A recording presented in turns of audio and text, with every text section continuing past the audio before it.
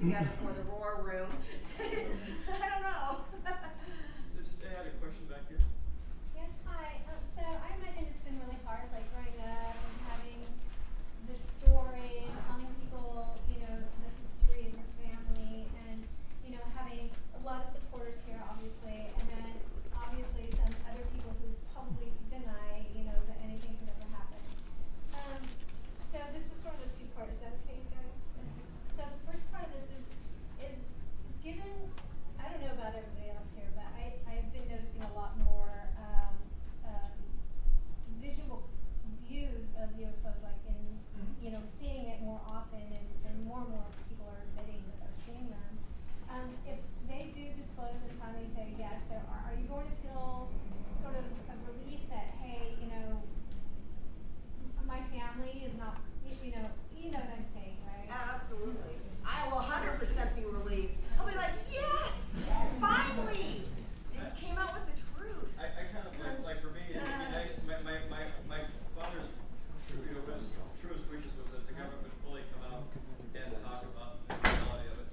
He did have, and we'll be talking about this more tomorrow. He did have a meeting with the government where some people did admit that Roswell was real, but it wasn't a big public notice, that kind of thing. So he always wanted a big kind of a notice to everybody. I'm at a point in my life anyway that I believe it. I don't care if my government says yes or no. My kids, I have a 10 and 12-year-old son and daughter, and I wrote a book, it's kind of like a Bible of Roswell, kind of goes through all the steps, and I've been signing it over to their teachers have been wanting it.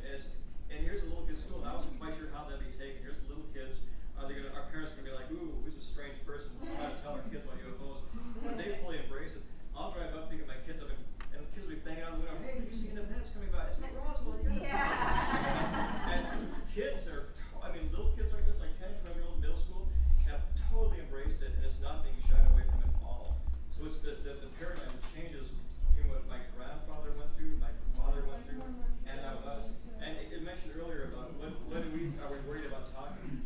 And really, it kind of the more we talk about it, the bigger it gets, the safer. The more people we talk about it. If everybody knows about it, then there's no one source you can go after to talk about silence. So that's kind of where. Have you been in touch with any of possibly the relatives, such as the morticians' kids or grandkids, or maybe I think there's a nurse also that might have been a witness to something? Have you We're in touch. Or any other relatives that you might know of? We're in touch with the people that there was other people that were at the landing site, at the crash site, as kids, and we're actually interviewing those guys. They're kind of it kind of helps. Some people feel a certain comfort in talking to us where they might not be comfortable talking to somebody else. It's kind of we all kind of come from the same place. And he's come forward. We're trying to get things done because these people are 80, in their 80s, and they're kind of coming out and saying, hey, you guys aren't the given a speculative, we're not way out there. You're actually trying to find the truth, and they're starting to come forward left and right. So and that's part of what's developing right now is all these people that are still alive, the actual people that are on site, or even kids like us, or grandkids like us that know the story. They're starting to come out. So every day we're learning about something else is new.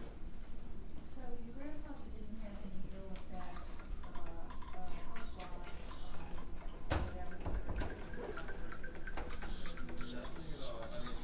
People have always said that somehow have alien DNA in them. Great seriousness, no ill effects are whatsoever.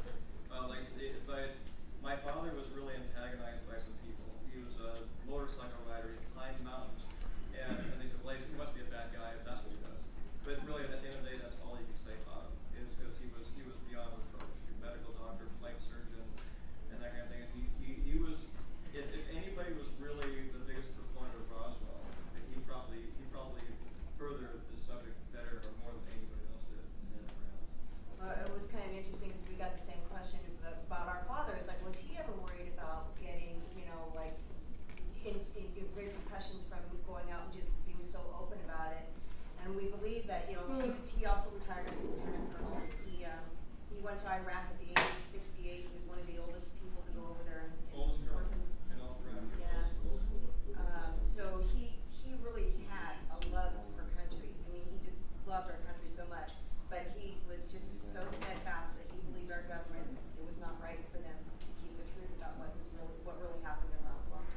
And so he thought that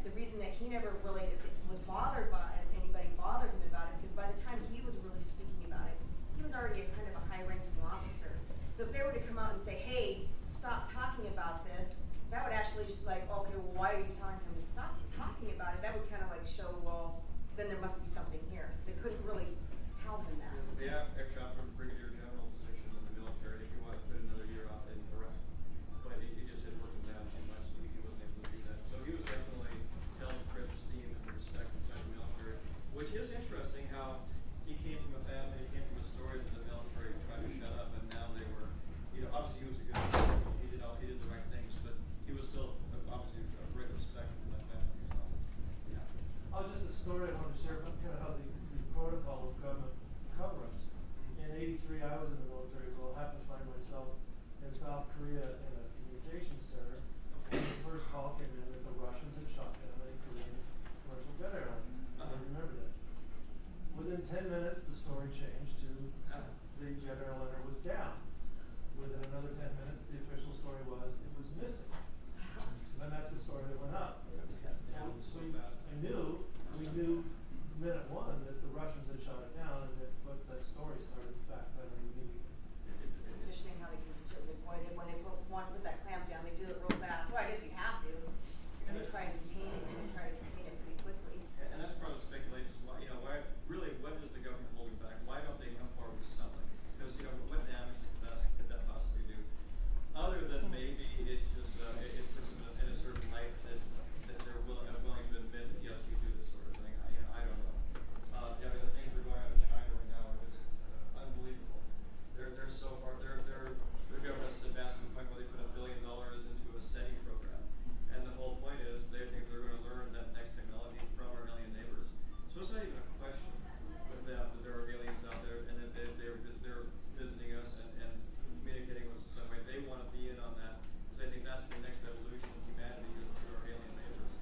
And, I have some friends who are Chinese that are families in general, and it's a lot more tight-knit than here. It's very tight-knit here too, but whatever they've experienced over there must be amazing for them to actually to dump over $1 billion for this program, just to further their technology. So It's all probably about the technology. I mean, why would you want to admit that? I mean, I can understand on one hand why they would not want to admit that they have found something, because that wouldn't have to admit to all the world that, we got something